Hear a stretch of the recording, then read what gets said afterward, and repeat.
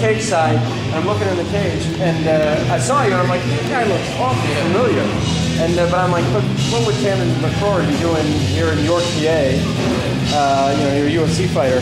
What brought you here? You were you know, cornering one of the fighters here. Yeah. Randy's one of my guys, so he's one of my training partners. So you know, I give back to everybody that gives back to me. You know, and Eric and I come down and corner all the guys. So if one of our guys is fighting, you'll generally find me there. So. Oh, great. And Eric is your brother?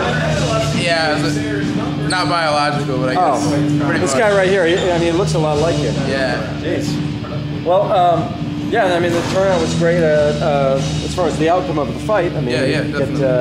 It was, to me. I mean, I was looking right at him. It was a verbal submission to me. I think I was yelling, "Stop the fight!" So, no, it was good, man. I mean, took it to him, and that's what happens, man. That's he's a hard great. guy to stop. Now that he's doing the right things, training with the right people, and he's been doing great. And these guys fought before, right? Is that right? Yeah, they fought, I don't know, a couple of years ago, I think. Right. And Randy ended up losing, so.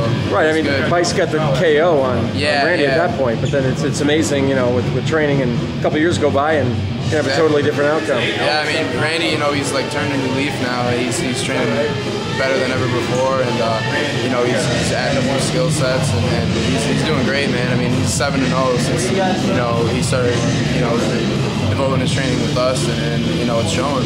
So it's great. Great. Now your last fight, unfortunately, it was a loss. What have you been doing since that time, and what are you looking at in the future as far as your next fight? This fight kind of showed me that 170 was a little out of reach for what I want to do as far as finding a home in a weight class. I was like walking around at like 205, coming down into that fight at 170. So, and everybody that saw the weigh-ins, saw I was cutting backstage like until I stepped on the scale, just to make 170. Oh, you're about what, 6'2" or 6'3"? 6'4". So 6'4". Yeah. Jeez, yeah. So really, I just decided that since I got released from the UFC, it was just kind of a time that it was like I have the opportunity now to fix things that you can't really fix between fights. You can't gain an entire weight class in 3 months. So it was kind of a blessing as well as a burden, but I'm just, turning over a new leaf, taking a new approach to my strength training. Right now I'm, like 215. Yeah. Big, and I'm getting stronger. I've put on well over 100 pounds of all of my core lifts, and I'm really pleased with that. And my strength and conditioning coach, Dickie White, has been helping me immensely.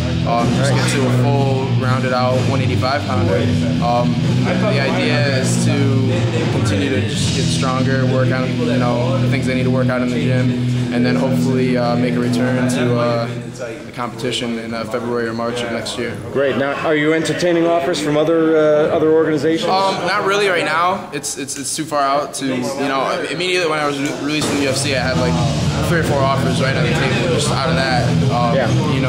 And really I just was like, I could take these fights and make the money and do another 170 show and whatnot, or just take the time to really put in the work to get to another level. And that was the decision that I made. You always need a little bit of a break between fights, and I didn't want to. I got my first fight after my fight in August. I got offered to fight in September, and I was like, I'm not just gonna hop out of the cage and then start training again and then hop another fight a month later. Right. I was on vacation with my girlfriend, and we ended up, I was weighing my options, and I was like, well, if I got back from this vacation and put my time in the gym and went to fight in September, I would have like 3. I was like, no, there's like not even a possibility, So that's when I was just like, you know what, we'll field the offers after the first of the year, and that way I have my time. It's the first time that I've been able to really enjoy the holidays without a fight in the back of my mind. My birthday's coming up, turning 23, so I want to enjoy life a little bit, take things slow, and just have fun with my family, and make the adjustments that I need to in the gym. Great. Now you fight out of upstate New York? Central New York, mixed martial arts. Okay, good. I wanted to make sure to get a shout out for you in that. Yeah, definitely. And Thai Kai Jiu Jitsu is we're also doing with them. So. Now, one more thing, Barn Cat. Now, where did you get that? Because when I think of a barn cat, I think of a tough, scrappy animal. Maybe not the biggest, most fierce thing around, but still, something tough. How did you get that? Well, basically after my first fight, I was not very technical and just swinging for the fences. I ended up beating a guy's head in, essentially. It was not, So they were like, an inside joke with us was that barn cats are pound for pound the most ferocious animals in the world and stuff like that. And then after I had my fight, they were like, man, you're pretty ferocious. And then like in my second fight, they just put it on my card as the barn cat. And from then on, that's what it's been. And now it's stuck with me. Yeah, it's unique. I mean, So, and that's kind of, the way I fight. I'm always looking for the finish, and I'm always giving my best effort, and live by the sword, die by the sword, whatever, man. I'm always there, and I'm always aiming for a good ass whooping. Great. Well, Tamdan, thanks so much. I appreciate it. It's good for you to come out here to Lancaster. And, definitely, man. Got to support the local shows, man. Got to where I came from. Absolutely. So, good luck in your career and everything, and getting back to the top. Thank you, man. Appreciate it. All right, definitely. Take care. You got Eric Chainsaw Charles over here, then. Eric Chainsaw Charles. Is that right? Yeah. This guy right here. You guys train together. Yeah. And he's busy texting. Oh, okay. Right. That's okay. I got 1 minute left of footage. Okay, I'm here with Justin Scott. He's from Mace and Red Lion, and he just had his pro debut tonight. Finished it with a win. Justin, you hit him with a shot, which knocked him to the canvas, and then you followed up with a number of other quick shots, and then from there.